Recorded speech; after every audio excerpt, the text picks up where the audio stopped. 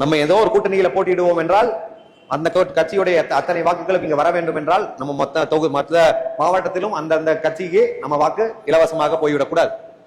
இங்க அவன் நம்ம வாக்கு வந்தா மட்டும்தான் அவனுக்கு அங்க நம்ம வாக்கு போகும். நேரடியா அவன் வந்து கூட்டணி வைத்து விட்டால் உடனே இதுதான் தேவேந்திர குல வேளாளர் ஊரு, இங்க கூட்டணி வச்சாச்சு இல்ல, அவங்க கிட்ட போய் அரசாணை வாங்கி தரோம், பட்டியல் வெளியேற்றம் வாங்கி தரோம். அதனால இந்த ஏமாற்று வேலையெல்லாம் இனிமேலும் நம்மளுக்கு பட்டியல் வெளியேற்ற பூச்சாண்டி காட்டி அது வாங்கி தரோம் இது வரை வாங்கி தரோம், அதெல்லாம் தேர்தலுக்கு அப்புறம். முதல்ல நம்மளுக்கு அதிகாரம் வேணும்.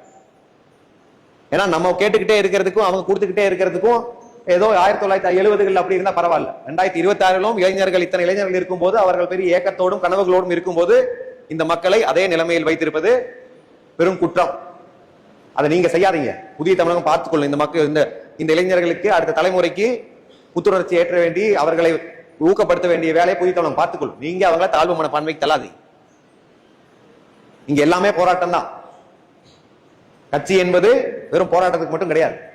நம்ம தேர்தலில் நிக்கணும், அதிகாரத்தை பெறுவோம் என்பதற்காக தான் தேர்தல் ஆணையத்தில் பதிவு பண்ணி புதிய தமிழ் கட்சியா நிக்கிறோம். வெறும் போராட்டம் பண்ணுவதற்கு மக்கள் இயக்கமே போதும். எங்கேயும் பதிவெல்லாம் பண்ண வேண்டிய தேவை கிடையாது. ஒரு தலைவர் இருந்தார், ஒரு மக்கள் இயக்கமா இருந்தா போதும்.